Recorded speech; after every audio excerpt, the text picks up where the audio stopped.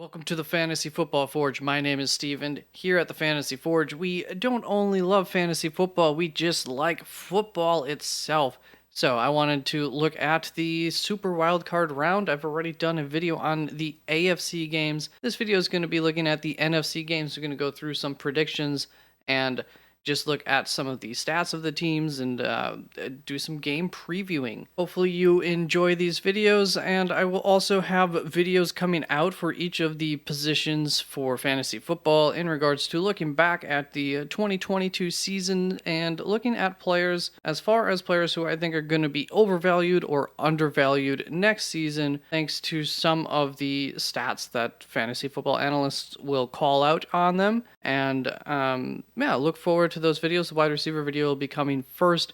I'll get that up as soon as I can. I have most of the base work set up for it. Just need to figure out how to put it into a video and get that out to you. With all that under the way, let's get to these games, and we're going to start off on Saturday with the first game where the 7th seed Seattle Seahawks are going to go and face off the 2nd seed San Francisco 49ers on their home turf. The San Francisco is a 10-point favorite in this game. The over-under on it is 43 points. That has implied point totals, which you can see right here, of 16 and a half right here. All right, there. 16 and a half points for Seattle, 26 and a half points for San Francisco. So they are big favorites, and there's a lot of reasons for that. We're going to continue on with some of the betting numbers, and just looking at some of the numbers, this is the expected range that I came up with for the game. The point total could end up anywhere from 37 total points to 61, and on that, I would bet the over on 43 points. There seems to be a lot more room for these teams to have a game that is, over 43 points. Don't know how else to say that. And so now let's get into some of the underlying stats of these teams. As far as the amount of plays per game, San Francisco beats out Seattle by about 3 plays on average, and this just looks kind of at ball control and opportunity numbers. Also good for picking fantasy players from teams that are going to have more plays run per the game. Now looking at the pass attempts for the game, that is the only spot where Seattle has an advantage. Seattle's offense is ranked 15th in terms of passing attempts per game, and San Francisco's defense is ranked 21st. On the other hand, San Francisco's offense is ranked 26th for pass attempts per game, whereas the Seattle defense is ranked 10th. So teams do tend to run a lot more on Seattle, and we'll get to why that is so very shortly. But continuing with the passing attack, both teams have a pretty high average yards per pass attempt. The Seattle Seahawks are 8th, and the San Francisco 49ers are ranked 4th. On the other hand, the defenses have a little bit of a bigger difference. They're not much, but San Francisco's defense is ranked 11th, and Seattle's defense is ranked 16th. So as you can see, the spread is even larger at the end of the day in favor of San Francisco as far as the average yards thrown per pass attempt. As far as passing touchdowns go, they both rank 4th. They both average the same amount of passing touchdowns per game, but San Francisco's defense is much better at preventing the other team from scoring passing touchdowns. They are the 5th ranked team in the NFL, whereas Seattle is the 14th ranked team, so that's definitely going to be a point in San Francisco's favor. Now going on to that rushing attack, and Seattle's offense is only ranked to 27th as far as attempts per game for rushing attempts, and people don't really like to run against San Francisco. Doesn't work out for them so well, so they have the number 1 ranked defense in terms of the amount of attempts against them. On the other side of the ball, San Francisco offense is ranked 9th in the league for rushing attempts per game, and Seattle's defense is ranked 30th. So this really feeds into the strengths of San Francisco in this matchup, and we'll see that continue here while we look at the yards per average rushing attempt. Seattle is ranked 7th, a little bit better than San Francisco, but San Francisco's defense is really good. They are ranked 2nd, so they're going to make that some tough sledding for Seattle in this game. Whereas San Francisco, even though they are ranked a little bit worse, they are 10th in the league as far as the average rushing yards per attempt, but Seattle's defense is ranked 26th. They're not so great at stuffing the run, so point in favor of San Francisco as far as the touchdowns go. Point going to be in favor of San Francisco here.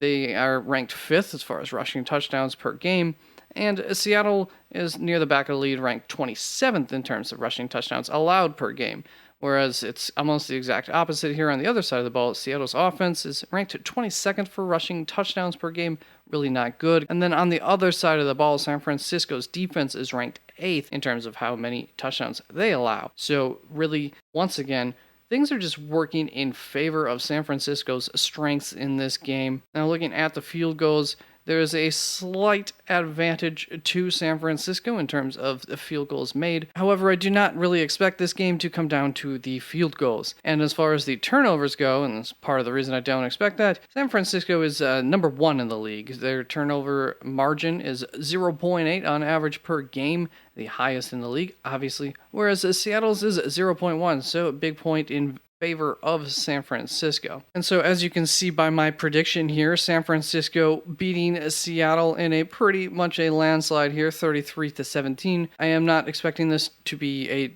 too tough of a game for them at the end of the day. How does Seattle win this game, though? There is a way. And it starts out with, on offense, obviously, they need to put up enough points. But I don't think you can expect them to put up 28 points in this matchup. So 21, 24 points. That's what we're aiming for on offense, and we know how to get there. You know, they just need to be good in all facets of the game, and that starts with the running game going forward. It's going to be tough, but they could do it. That could be done. However, the defensive side of the ball is where there really needs to be an emphasis, and that's going to begin by stuffing the run. This is a 3-pronged attack that Seattle needs to take. And so if you can stuff the run, you can then, a little bit later on in the game, hopefully with a lead that would help, just as far as play calling goes, for you to be able to get into a position as a defense to rattle Purdy. It can be done. We've seen it in little stints, but it's really hard against this offense to rattle the quarterback unless you have them on their heels. Until then, it's really tough. There's too many options out of every single formation that this offense happens that the defense just has to think about too many things. And if you send a blitz, you're just asking to be gashed for 67-yard touchdown from Debo or something on like a 5-yard dump pass. It's not worth the risk, especially early on in the game, but you can get to that point. Now, after we've done all that, we need someone to step up and to take advantage of a mistake. And that's where Tariq Woolen comes in. He is the X-Factor player on defense here for Seattle. If he's healthy and if he can play, it's going to be really huge if he can get healthy and play, and he's the guy who can make those plays to turn this game around and into Seattle's favor. So that's how it's done. Not expecting Seattle to win this one, though. It's going to be really tough for them. Then on Sunday, we only have one NFC game, and that is going to be the 6th-seeded New York Giants facing against the 3rd-seeded Minneapolis Vikings at home. Vikings are a 3-point favorite, so this is a pretty much an even point game, even matched up game, because you give 3 points to the home team. So Vegas is expecting this to be close, and I think it could go either way, definitely. The over-under on the game is 47.5 points, and that leads to an implied point total of 25.25 for Minnesota and 22.25 for the New York Giants. So obviously point in favor of Minnesota in that department. Then as far as the expected point range for this game, I'm thinking that's a pretty high floor here with 41 points all the way up to about 68 points. That's the range where this game will most likely end up within. And because of that, I do like the over here at 47.5 points. Take the over. Now, in terms of controlling the ball in this game, controlling the clock, it's a pretty dead heat here. Both teams are going to average about 65 plays per game in this matchup. Now, looking at the passing game, we're going to give the point here to Minnesota, who has the 3rd most passing attempts per game, and they're going up against the New York Giants defense, who ranks 17th in terms of the amount of attempts that they let up. On the other side of the ball, the New York Giants don't pass so much. They are ranked 25th in the league for attempts per game, but teams do tend to pass a lot against Minnesota because they are not a great pass defense, as we will see, and this next just little stat over here. And so this is an area where the New York Giants could take advantage and play, better than they do most weeks, but ultimately Minnesota's a really good passing team, so there's a lot of concerns there. Now, on to the average passing yards per attempt. We're going to give this point to the Giants, surprisingly here. Look at this. So the Giants are also ranked 25th in terms of average yards per pass attempt, but Minnesota is ranked 30th. On the other side of the ball, we have the Minneapolis Vikings offense ranked 10th as far as yards per attempt in the passing game.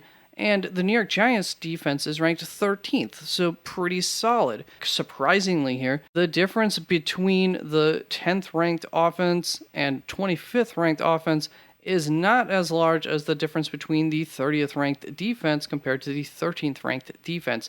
So the spread here ends up getting in favor of the New York Giants on the average yards per pass attempt. All that being said, we're still going to get a scoring advantage in the Vikings' favor. They do have the fourth most efficient offense in terms of getting touchdowns through the passing game, even though the New York Giants defense is quite good at it. So this is going to be a challenge for them. New York Giants are ranked 9th in terms of going up against the pass and allowing touchdowns. On the other side of the ball, though, the New York Giants are not very good at getting passing touchdowns. They are ranked 24th. I do believe they have gotten better with that with some of the weapons that they added late season. So that could help them in this game for sure. Isaiah Hodgins has been a huge piece for them. Daniel Bellinger, when he's been in, has been helpful, at least earlier on in the season. Around the goal line was a bit of a target. Seems like Isaiah Hodgins might have taken that over a little bit, but that could always come back. And so the New York Giants are ranked at 24th here, but on the other side of the ball,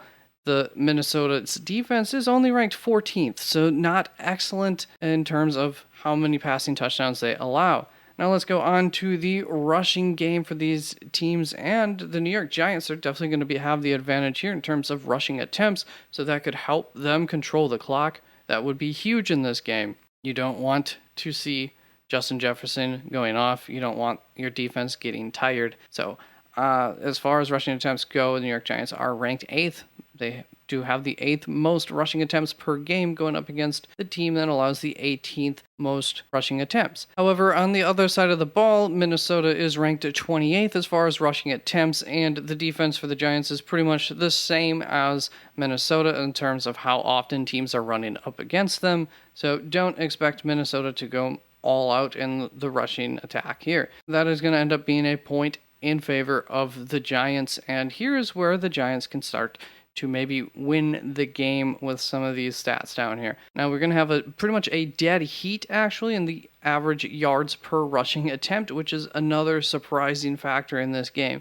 Although the New York Giants do have the 5th best average yards per rushing attempt, and even though they are going up against the 22nd defense in that department, they're still, I think, at a dead heat in terms of the average yards per rushing attempt, with Minnesota's 26th ranked offense compared to the New York Giants' very terrible 31st ranked defense. They ended up having the exact same yards per rushing attempt. Minnesota could try to take advantage of the New York Giants defense if they so chose to. Might not be a bad idea, and it could be a factor that allows Dalvin Cook to have a big rush in the third quarter or something to help separate this game. Now looking at the rushing touchdowns, we're going to get a slight favor to the New York Giants, who are ranked 4th in this department. Minnesota's defense is ranked 23rd compared to the Minnesota offense, surprisingly, is ranked 7th in terms of rushing touchdowns, even though they do not rush the ball a lot. And they are ranked going up against the 20th ranked defense in that department with the New York Giants. So this ends up being a very close battle. Field goals, as you can see, is also very close, and same with the turnover margin, just slightly in favor of the New York Giants yet again. So the New York Giants do have a lot of these little factors going towards them if they can keep this game close. Ultimately, I don't think they'll be able to keep the game close. I do expect Minnesota to win this game 30-20. And the main reason for that comes down to this third point that I have over here as far as the X factors goes, and that's Minnesota's offense. I think it's just a little too much for this defense to handle, and I'd say talent goes in favor of the Minnesota offense overall in this game, and offenses do tend to rule the league at the end of the day. Now, how, though, could the New York Giants win this game? Well, they need to play a smart game, don't get penalties, don't get turnovers. Just be smart and be prepared to hop on any mistakes made by Minnesota. If they can take advantage of the mistakes made by Minnesota and finish their drives and score touchdowns, they're not going to want to settle when they get close to the goal line. So if they can do those two things, I think they give themselves a very good shot of winning this game. They just need to play smart. Daniel Dimes, don't turn the ball over. He's been really good at not doing that this season. I think there's a good chance that New York Giants could win this game, but it's not what my prediction is. And that's going to bring us to the Monday night game for the NFC, the only game on Monday night. And that is going to be the 5th-seeded Dallas Cowboys going up against the 4th-seeded Tampa Bay Buccaneers in a game that I think anything could happen in. And I have to say, my gut really leans towards Tampa Bay. Just it fits the narratives too well. I've had a motto this season: you don't bet against Tom Brady. I haven't really bet for him this year, but don't bet against him. And also, we know Dallas and the playoffs, and then we just saw him last week not do so well. So big concerns for Dallas. Now let's get on to this game. It has a 45-point over-under. Even with the 3-point bump for being at home for Tampa Bay, Dallas is still 3-point favorites, so you could say at a neutral field they would be 6-point favorites. All in all, the implied point totals here look like Dallas beating Tampa Bay 24-21. So a very close implied point total there, and in favor of Dallas. So they get the point there, the Vegas point. Now looking at the average plays per game, Tampa Bay runs a whole heck of a lot of plays per game. So does Dallas ultimately. Tampa Bay is ranked 1st. What's Dallas ranked 9th? So it's there could be a lot of plays in this game, which means a lot of fantasy opportunities, especially for PPR. You really like more high plays games. So keep that in mind as far as DFS goes. But at the end of the day, Tampa Bay is going to get the points in terms of plays per game, which could be help to set the tone and get the clock working in favor of them. But it's going to be hard because they don't have a good rushing attack to rely on, and they're going up against a decent rushing defense, especially when you get down towards the goal line. When looking at the passing attack, average passes per game, pass attempts, the points are going to go in Tampa Bay's favor. They throw the ball a lot. They are ranked 1st in terms of how many attempts they have per game. And Dallas's defense is ranked 11th, so pretty high. Teams don't love to pass against Dallas, but I don't think Tampa Bay changes up their strategy at all because of Dallas's defense. I don't think they could afford to. As far as Dallas goes, they are ranked 19th in pass attempts per game, going up against Tampa Bay's 18th ranked defense, so pretty middle of the road in terms of pass attempts per game. Point goes to Tampa Bay. Then yards per pass attempt, we're going to get the point here in Dallas's favor, even though they are ranked 16th in that category and going up against the 7th best defense in that category. Tampa Bay's ADOT is incredibly low, and so they are ranked 30th in terms of the average yards per pass attempt, going up against a very similar defense in terms of that stat, who is ranked 9th. So this point goes in favor of Dallas, and neither team has, some huge explosive passing attack as far as what we've seen, at the end of the day, but Dallas's is definitely more explosive than Tampa Bay. However, we've seen some very close misses from Tampa Bay on some of that deeper stuff, and that's going to come down to the X factor if as far as Tampa Bay being able to win this game. As far as the touchdowns go, passing touchdowns is also going to go in favor of Dallas. They are ranked 9th in terms of how many touchdowns they get on average per game, and Tampa Bay is the 28th ranked defense in that category, whereas the Tampa Bay's offense is only ranked 12th, going up against the 14th ranked defense, so definitely doubly points in favor of Dallas's passing attack. Now looking at the rushing attack, we're going to see here Dallas also has the advantage here. Rushing attempts per game, Dallas is ranked 6th, going up against the 16th ranked defense for Tampa Bay in that category, whereas Tampa Bay's offense does not rush the ball a lot. They are ranked 32nd, dead last in the league, just opposite of their passing attack. But this is a spot where teams have attacked Dallas. Dallas's defense is ranked 27th in terms of how many rushing attempts they allow per game. Now, how many yards do the teams get per attempt? It's also going to be a point in favor of Dallas.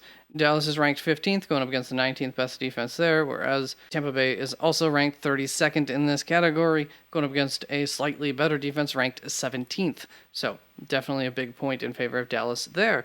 Then we're going to look at the rushing touchdowns, and once again, Dallas is going to get this point because their offense is ranked second, and dead last is Tampa Bay, ranked 32nd in the league. Defensively, Dallas's defense is also better at stopping teams from scoring rushing touchdowns. They are the third best team in the league, whereas Tampa Bay's defense is only ranked 10th, still pretty solid though. Then when looking at the field goal department, this could definitely be a result of a lack of good rushing success by Tampa Bay here. So Tampa Bay's got the edge in terms of field goals per game, and in the average turnover margin, Dallas whoops up on Tampa Bay. Tampa Bay has a negative 0.1 average turnover margin per game, whereas Dallas is 0.6, pretty high. So as you can see, there are a lot of things working in favor of Dallas in this game, but as I talked about at the start, I mean, as of recent,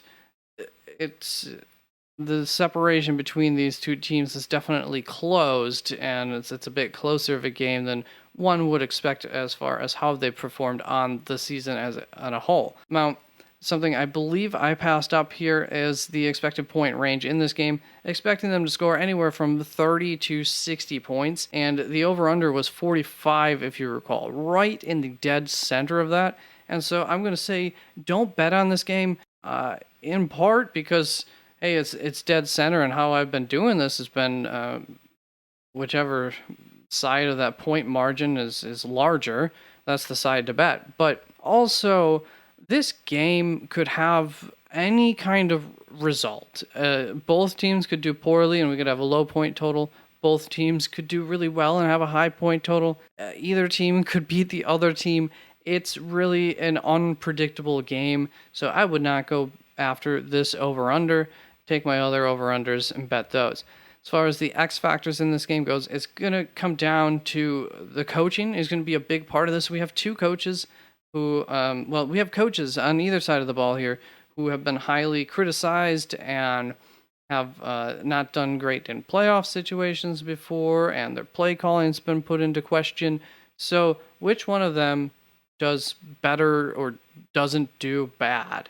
That's going to be a big factor in this game. And ultimately, I think Tom Brady holds the key. As long as Dallas isn't firing on all cylinders, which they could, Tom Brady, if he can hit his receivers and not miss them, and then when he does hit them, if the receivers could catch the ball, obviously that helps a lot, then I think Tampa Bay could win. But I'm going based off of the how the teams have performed all season. And in terms of that, Dallas is the better team here. So I have Dallas winning 27-13 over Tampa Bay. This was very, very close to being 27-20. Ultimately, thinking a turnover just takes away a scoring opportunity from Tampa, something like that. So I ended up going in favor of the lower score here for Tampa, and maybe in a situation where they just don't even go for the field goal because they're a little bit too far behind. They go for a touchdown, don't get it. Something like that happening. It'll be very close to getting another touchdown in there, but ultimately, I think Dallas runs away with the game at the end, but anything could happen in this game, New York Giants, Minnesota game, and San Francisco's slightly vulnerable, but I don't think that Seattle has what it takes to be able to take advantage of anything that San Fran might give them. So that's the NFC, and we'll see how these predictions go. Thank you very much for stopping on by. Check out the AFC video if you haven't yet, and peace out.